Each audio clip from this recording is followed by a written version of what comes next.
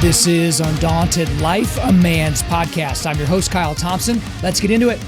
As I have observed, those who plow evil and those who sow trouble reap it. That's Job 4:8. Guys, before we get into today's content, got a couple of announcements for you.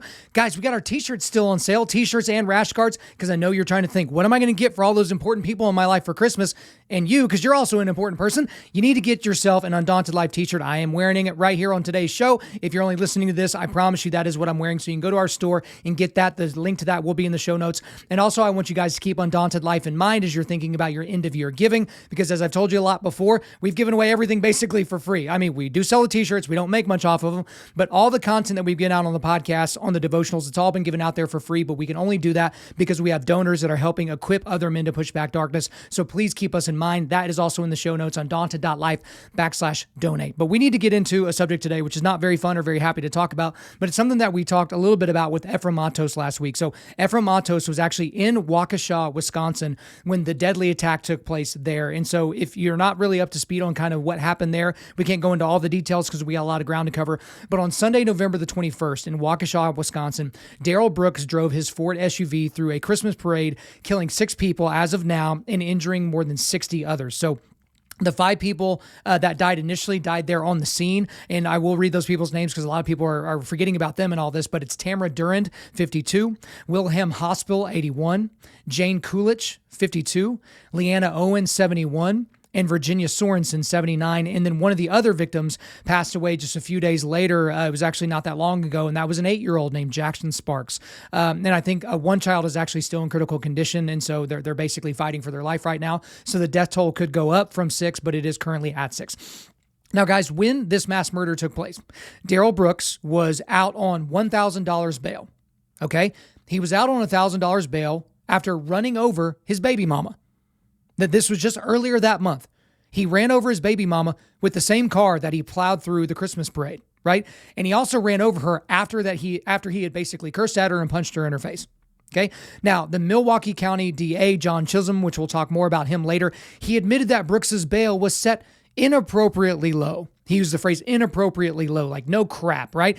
But he set it inappropriately low, not just in light of that crime that he committed, trying to run over someone with his car, the mother of his child, but this guy had a rap sheet like a mile long.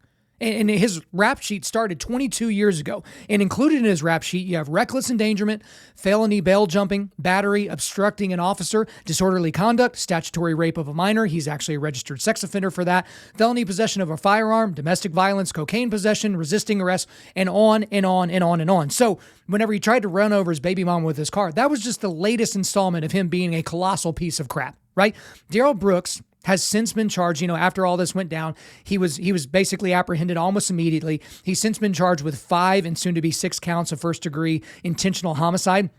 And his bail has been set at $5 million. Okay, so you might be thinking to yourself, wow, he went from $1,000 bail to $5 million bail. I guess the DA there has kind of learned his lesson. You do realize that they don't have to give someone bail. You can be held without bail. And I'm assuming a mass murderer that killed 6 people and intended to kill way more than that for a very particular reason, which we'll get more into here in just a second, that would be a very good case to make somebody not even eligible for bail, right? You would think so. But guys, I want you to stick around until the end of the show because I'm going to go into why I think Daryl Brooks actually did this and what we can learn from the situation. But I want to first get into kind of the immediate reaction from the media. So I remember whenever I first saw this, I was scrolling on Twitter or something Sunday night, and I saw a video camera. It looked like it was just kind of a stationary camera. And then I see this SUV, this maroon SUV, just kind of blow past the camera. And it was in the middle of a parade, obviously.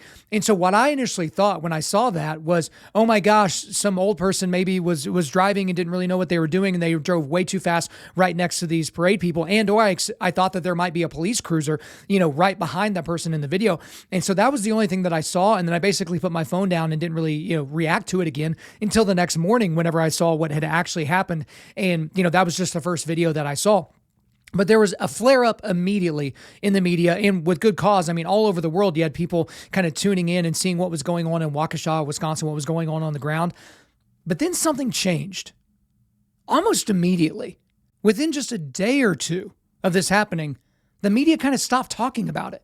And I'm talking about the mainstream media. Obviously, there's been other outlets that have been talking about it, but the whole narrative just went away. We're not talking about it anymore. We've moved on. Someone drives their car intentionally through a crowd of people trying to kill them, kills 6 of them, maybe more as time goes on. And we're not talking about it anymore. Interesting. Rather interesting. Way more on that here in a second. Now, there were a lot of reactions from all over the world about this. There were some pretty dumb ones and some ones that I feel the need to point out. So AOC, who literally is one of the smartest people on planet Earth, right? If you ever insult Alexandria Ocasio-Cortez's, intellect and ability to work with her brain and to establish herself as one of the great intellectuals on the planet, you, sir, are a horrible person if you think that. So she actually released an incredibly tone-deaf statement one day after the killings in Waukesha. And I just want to read this because she released it with some other members of Congress that no one knows. But let me go ahead and read what she said here. Again, this is within one day of what happened in Wisconsin, this guy being out on $1,000 bail. So this is what she said, quote, "We have grave concerns that excessive bail amounts are leading to unnecessary pretrial detention and contributing to a humanitarian crisis in New York City's jail system, particularly on Rikers Island. 14 people have died this year in the custody of New York City Department of Corrections. Condemning thousands of individuals to languish in an environment plagued by persistent overcrowding and mounting violence as they await trial is not acceptable and risks violating the federal civil rights of these individuals. If these conditions are not addressed, federal intervention may be necessary to protect detainees from additional harm," unquote.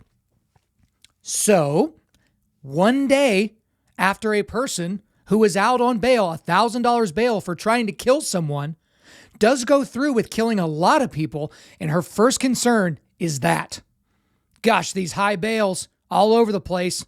Well, we got to take care of those things. Then we have Joe Biden. This is co-president Joe Biden. Apparently, he simply does not have time to be bothered with this situation. He just doesn't have time to it. So Jen Psaki was asked by one of the people in the press corps if Joe Biden was intending to go to Waukesha, Wisconsin, to meet with the families, just kind of be there on the ground, because obviously it's not every day that 6 people are killed by someone driving an SUV in the United States. So that would be something that you might want to attend. But Jen Psaki basically said, no, we have no immediate plans, but gosh, our thoughts are with those people, and, we're in touch with the people on the ground there, and, we're thinking about them and blah, blah, blah. But no, Joe Biden, he's just busy. He's got things he's got to do, which is very, very weird, because I'm old enough to remember that he and his co-president, Kamala Harris, they basically sprinted to Kenosha to meet with Jacob Blake and his family. You remember Jacob Blake? That was the guy that, allegedly digitally raped his ex-baby mama or his baby mama or whatever, and then got into a car and was trying to get away with kids that were in the back seat, her kids, their kids, right? The police told him to stop, and instead he reached in his car, grabbed a knife before he was shot, not killed, but before he was shot. Man, they just were beside themselves. They were on the ground almost immediately to talk with those people. That's very interesting. We'll certainly get into that here more in a second. But then you got Ron DeSantis sounding off on this as well. And guys, every time he opens his mouth, I seem to like him even more. Again, I hope Trump gets out of his way in 2024, but that's not what today's podcast is. So he had this to say, I believe this was in the last couple of days, quote, "You never actually hear the discussion about who committed this. What was the motivation? This guy was a career criminal let out on, didn't even have basically bails."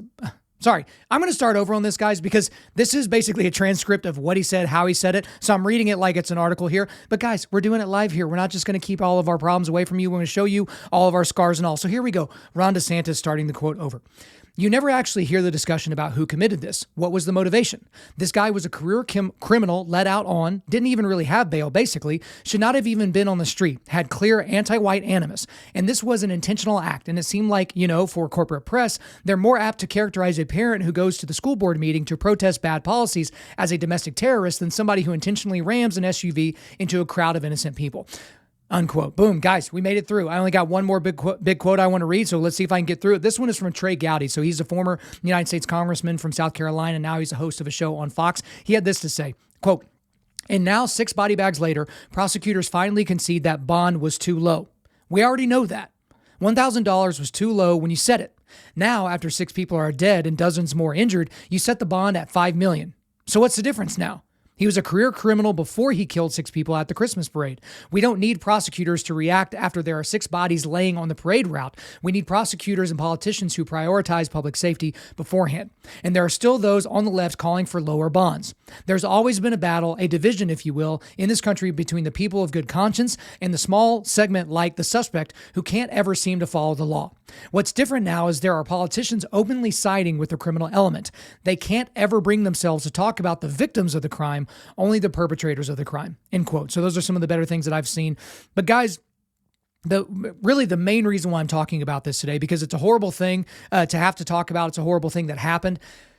But I'm talking about this because during this time period, I've seen some of the most egregious examples of mainstream media malfeasance that I've seen in a while. And that's really saying something, because the mainstream media is basically a joke, a cesspool of lying jerks. That's what they are. But this has been crazy to see. And we're only about 7-8 days into this whole thing, but it's been very, very egregious. So I'm going to get into this. I want to read a New York Times headline. I think this was also a tweet. So see if you can, I'm going to go to New York Times tweet and headline, CNN, and Washington Post. And I'm going to see if you can pull out anything that you might notice in these. So here's the one from the New York Times.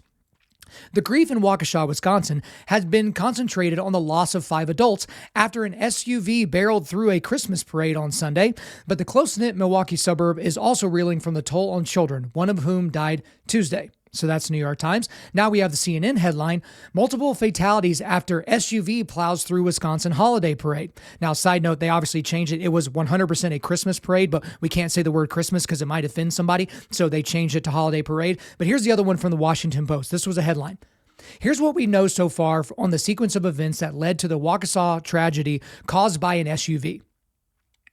So, obviously, in all of those, they're implying as if an SUV went rogue, turned itself on iRobot style, and just started trying to take out humans, right?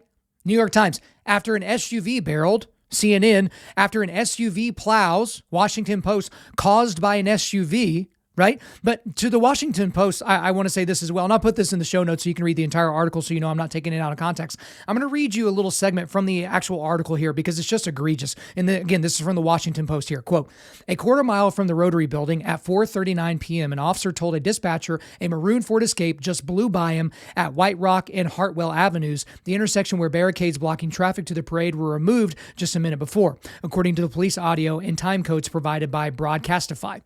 A few moments later, the SUV rammed through the parade participants, killing 5 and injuring more than 40 people, including children, unquote. So the SUV did it, right? So that's how the media was describing this entire situation. I mean, guys, just think about this. Imagine describing 9/11 with the headline, here's what we know so far on the sequence of events that led to the September 11th attacks caused by Boeing 767s. Imagine how ridiculous that would sound. You know, this one's kind of close to home. Imagine describing the Oklahoma City bombing with the headline, multiple fatalities after Ryder truck blows up building in downtown OKC. This is ridiculous. It's almost beyond gaslighting at this point. And guys, the coverage, at least kind of the Twittery, headline-y coverage, it was so blatantly terrible that even lefties from Hollywood called them out on it. So actress Deborah Messing, who is not a conservative by any stretch of the imagination, actually tweeted this. Dear mainstream media, a man intentionally drove his car through a parade, killing 6 and injuring 50 plus. It was not an accident. Call it by its name, #Waukesha Massacre. And it was a domestic terrorist attack. Don't minimize, please. You know you're messing up when Deborah Messing's the one calling you out. But also, that wasn't the only wordplay, because obviously they were trying to pretend as if an SUV is what did this. But there was some very interesting wordplay. So I'm going to read a few headlines from this last week in terms of what's going on here. The first is from the AP. So here's the headline. Child is 6th death in Waukesha parade crash, suspect charged. Okay, now here's CBS News. Happening now. The man accused of deadly Christmas parade crash in Waukesha, Wisconsin, makes his first court appearance. Now Sky News. Waukesha parade crash. Daryl Brooks in court charged with multiple homicides as child becomes 6th person to die. CNN headline. The suspect in the deadly Waukesha parade crash has been charged with 5 counts of first-degree intentional homicide. And each one of those headlines, those are enormous mainstream media news outlets. They describe this as a crash. Just a crash. Just a really deadly crash. That this vehicle had a mind of its own, crashed into people, and unfortunately 6 of them died. right? It was a crash. But now let's look at those same exact outlets and let's compare how they describe the Charlottesville attack in 2017. So if you forgot about what happened there, that was when a self-described neo-Nazi named James Alex Fields Jr. intentionally drove his car into a crowd of protesters, killing Heather Heyer and injuring dozens more. So let's talk about the AP. We'll just go in the same order. The AP. Woman recalls total terror of Charlottesville car attack. CBS News. Man gets life plus 419 years in deadly Charlottesville car attack. Sky News. Charlottesville car attack. White supremacist who killed protester jailed for life. CNN. Charlottesville car attacker pleads guilty to 29 hate crimes and avoids the death penalty. So we've gone from a crash, just a crash, it just kind of happened. Something happened, right? To car attack. That's what happened in 2017. Essentially the same type of person did the same type of thing to a crowd of innocent people, and yet we describe it so differently. And I don't mean we, I obviously mean the mainstream media. How interesting is that? Why would they describe it so differently? And guys, I didn't just cherry pick these. This is the AP, CBS News, Sky News, and CNN. It doesn't get much bigger than those four, right? There are others on that, kind of on that level, but those are enormous news outlets. Like, what were they thinking? But guys, the malfeasance doesn't just stop at the headlines and some of the stories. It actually goes into the actual reporting here. Because none of the mainstream media outlets that I've seen, I will correct the record if I'm wrong, have been reporting that Darrell Brooks is black and that he expressed racist, anti-white, anti-cop sentiments on a regular basis before doing this. No one's really reporting that.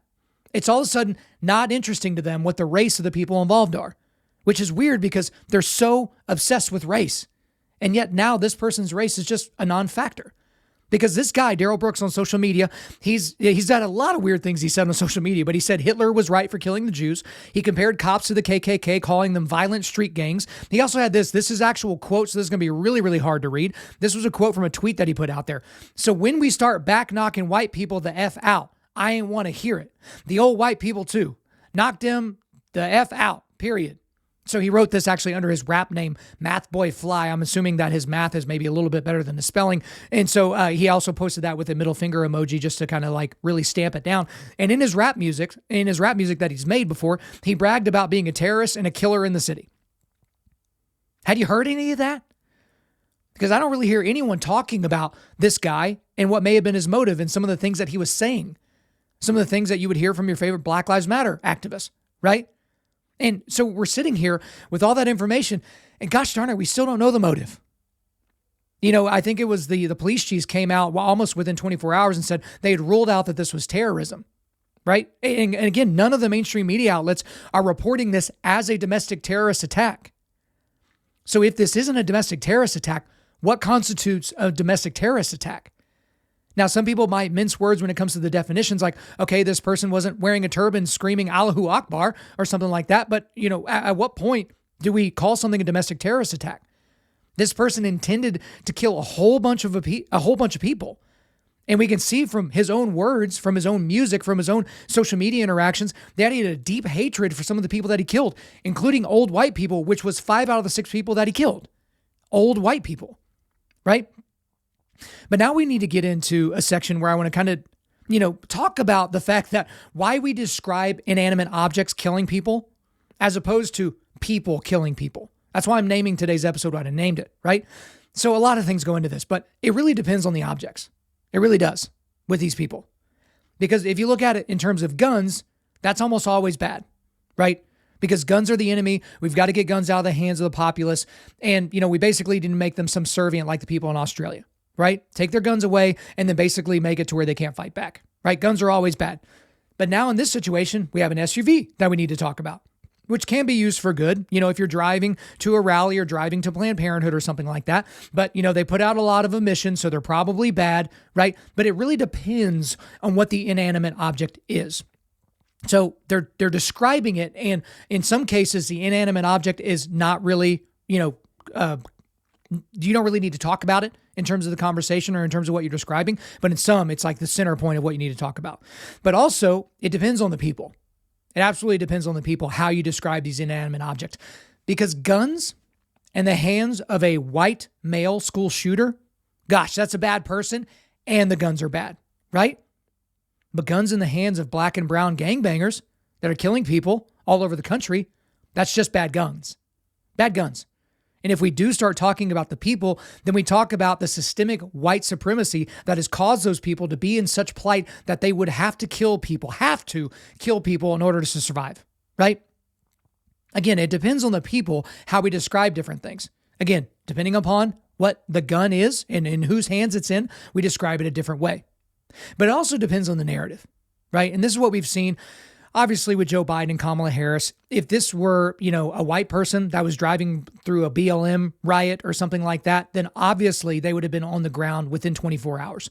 They would have flown in immediately. It would be wall-to-wall news. We'd still be hearing about it from the top of every news station today. But the narrative doesn't really fit that. This is a black guy that seems to have animus towards white people, animus towards cops, animus towards, Jews, animus towards people that basically aren't him, that don't think the way that he does. And that doesn't really fit with the narrative, okay? Because we're going with the narrative that anyone that's not a cisgendered, straight, Christian, white male is a horribly oppressed person, and they're oppressed by people that are straight, cisgendered, white, Christian males, right? That's kind of the narrative that we're going with. So the reason, again, why we're describing these inanimate objects in this situation, we're describing the SUV as opposed to the guy driving the SUV, is because the fact that he murdered all these people in cold blood and on purpose just doesn't really fit the narrative. Also, here's the other thing, and this is a big issue that they're having. If you describe evil, so if you're a news outlet and you are describing evil, what it is at its core, you have to acknowledge evil. And if you acknowledge evil, you have to deal with it. So just addressing evil creates a problem for a lot of these people. And I'm painting with a broad brush here, but the people that run these mainstream media news organizations, the worldview that they have, that they espouse, can't fathom or deal with evil. They just don't have the words for it. They don't have the scaffolding underneath it. They just don't have it. Because in their worldview, again, this is their worldview. When you break it down to its most basic level, people are all just stardust on a planet that is careening through nothingness.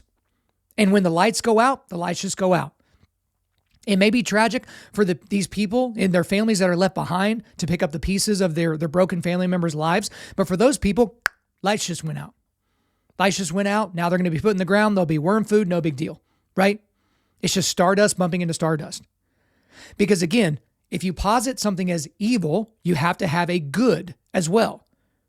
And again, this goes back to something, hard to quote this guy now, but Ravi Zacharias was great when he pointed this out. It's like, if you're going to posit good, you have to deposit evil, right? You have to posit those things at the same time.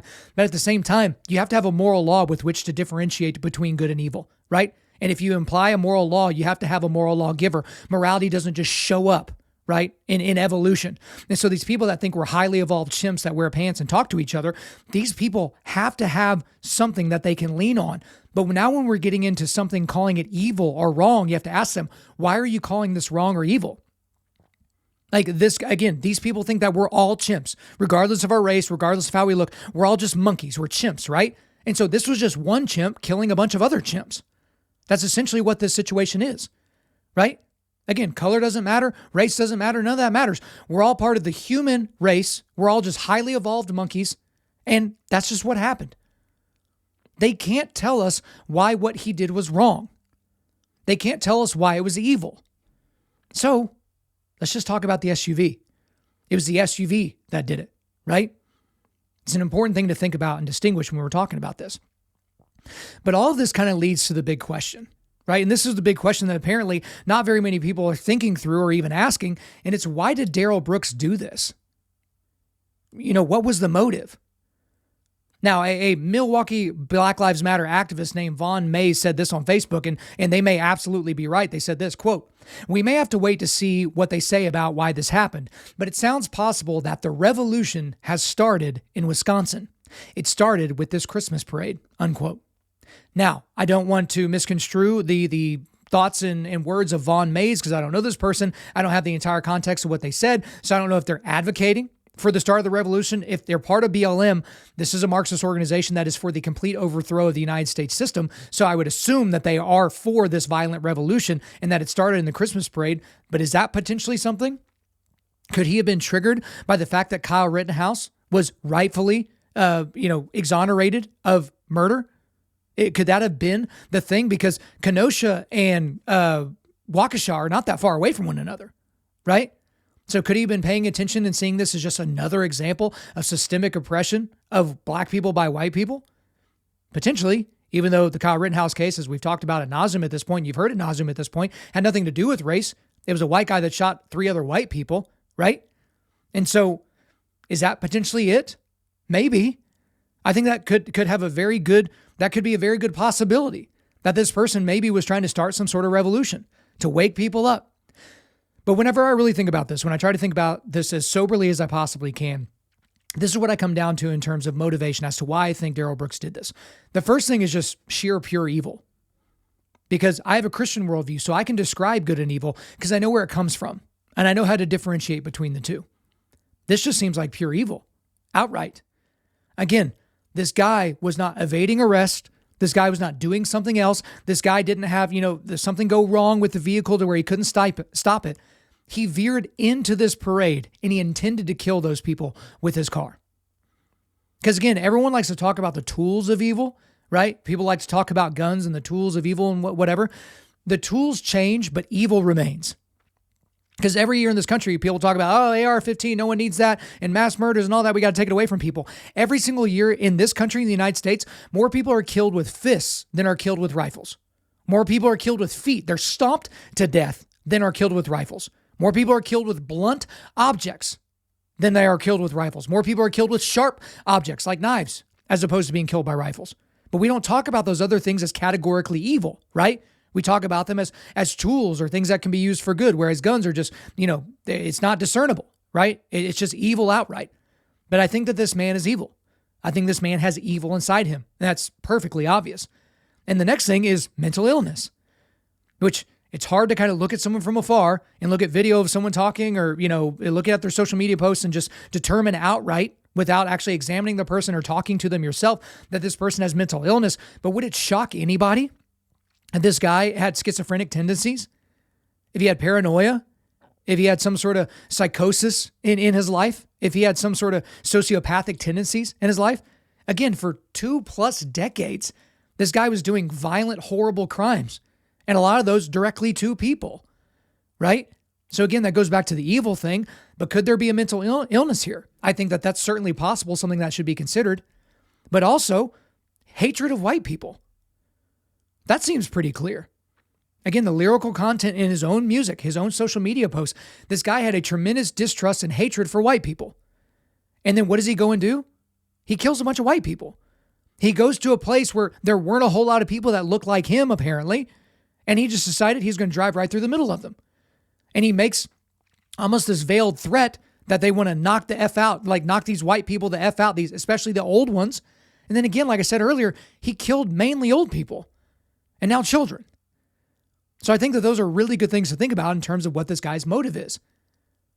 But now we really need to look at what we're supposed to do with this Waukesha situation. Because with a lot of things in the news cycle, especially things like this that are hard to get through and hard to really fathom how someone could do such a thing, it's just hard to know how to filter this in and how to use it. So let's see what we can do to try to get down to bedrock, see how I can help you guys. So the first thing is we should seek truth over narrative. Okay? I'm going to talk about this way more in a later podcast, but truth over narrative.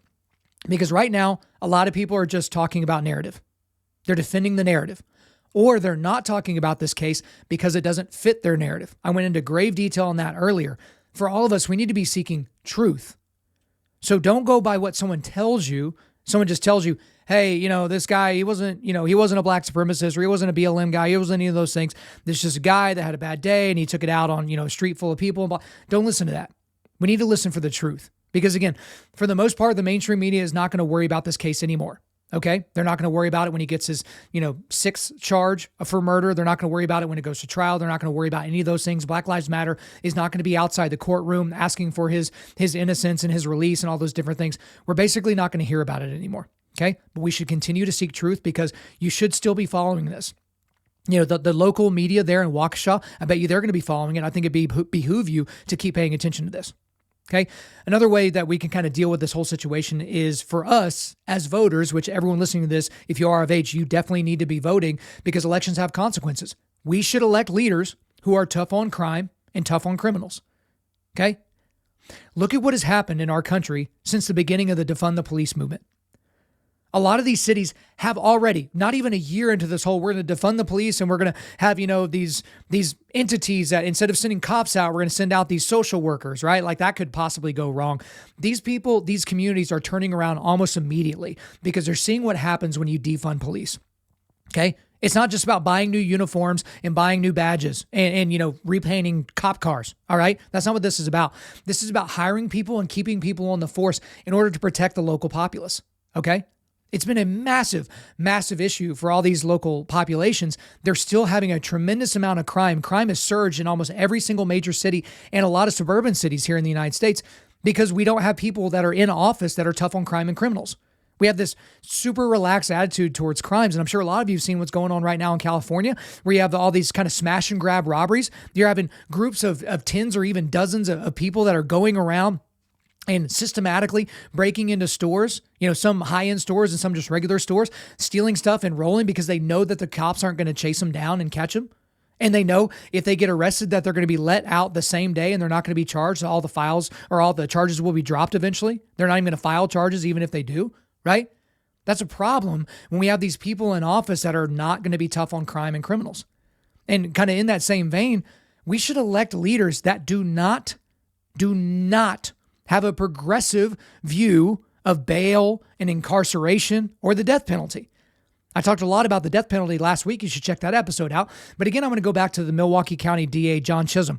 So this is the guy that oversees the department that gave Darrell Brooks, who's a career violent thug felon, a $1,000 bail after driving over a woman with his car.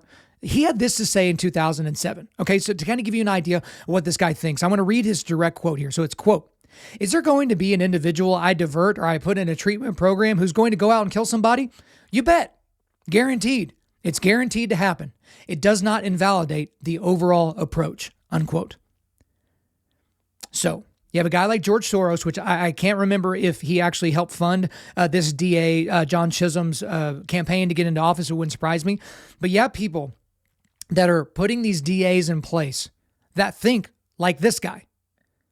He literally just kind of casually talked about how he knew that his ideology was going to lead to murder. And he was like, hey, but it doesn't invalidate the overall approach, right? Because this is a guy that's worried about equity, right? Again, it's not equality anymore. It's about equity. And that is equality of outcome. And so if you look at a population and you look at disparate, actions and outcomes, right? Oh, we only have this much of a percentage of black people in the United States, but this many black people are incarcerated. This is the percentage of black people incarcerated in the United States. Well, there's an inequity there. So what are we going to do? We're going to start looking at people based on their race when they commit a crime, not that they've committed the crime, right? Because I would say that there aren't an incredibly high percentage of people that are in prison that didn't do anything wrong. I'm assuming a lot of these people broke the law and knew they were breaking the law. But this is someone that thinks that there's a systemic oppression in the United States of people that look a certain way. They have a certain amount of melanin in their skin. And what's he going to do to counteract that? He's going to let violent felons like Darrell Brooks out on bail. Again, 20 plus years of a rap sheet, had just tried to murder somebody with his car and was unsuccessful, thank God. And then he gets $1,000 bail. He gets out, and less than a week later, he goes and kills 6 people. And this guy's okay with it. So we should make sure that we are supporting district attorneys and that we're paying attention in our local communities to make sure people like him aren't in control. Because he's going to let Darrell Brooks's out over and over and over. As soon as all this media dies down, he's going to go back to doing the exact same thing that he's done this entire time because he's a zealot. He's an ideologue. Do you want that happening in your community? I certainly don't want that for my community. Not by any stretch of the imagination. Okay? I mean, look at what's happened in streets like St. Louis and Baltimore and Chicago and Philadelphia, everywhere where these progressive laws about incarceration and bail and all these different things have happened. Murder and violent crime has skyrocketed in all these places. And while at the same time, we're removing police officers from these places. It's crazy. It's absolutely crazy. And the last thing I want to get into here as it pertains to this is we should not live in fear, but we should always keep our heads on a swivel. Okay, there's a book that's on our book list called Left of Bang. Bang is essentially the thing that happens. So bang is the car drives through the parade and kills people, right? Right? Because it's the car that did it, right? It wasn't Darrell Brooks. But it's, the bomb goes off or the shooting starts. That's bang, right? But there's all these things that are left of bang that help people to avoid being in the middle of these situations, right? So it's being aware. As soon as you get out of your car, you do a quick scan of the parking lot as you're walking into the building. You're not like, oh, okay, what's going to pop out and get me? You're not like paranoid about it. You're just aware. You've got your head on a swivel, right? You're in church and someone just doesn't look like they're comfortable there. They're darting their eyes a whole bunch. They're wearing big clothing. It kind of looks like something's underneath the clothing.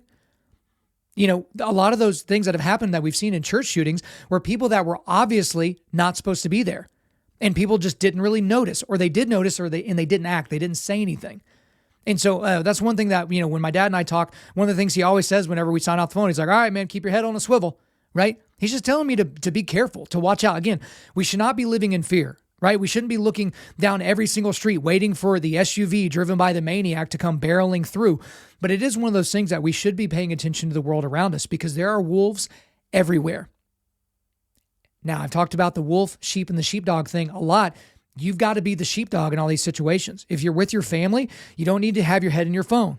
You don't need to be completely distracted with the things that you want to do. In that moment when you're in public, you need to be aware of what's going on around you. You might end up saving your life, the lives of the people you love, and the lives of people you've never even met before. All these people that have the Imago Dei, the image of God written on them, right? Keep your heads on a swivel.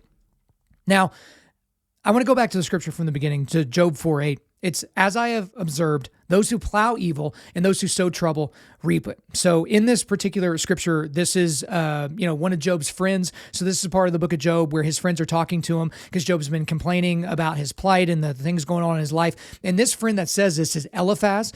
And his main theme of his response to Job is to ask the question, can mortal man be in the right before God? That's kind of his main theme. Okay.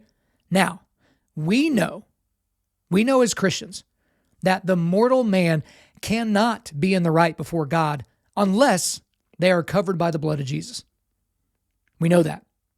That's the gospel. That's the good news.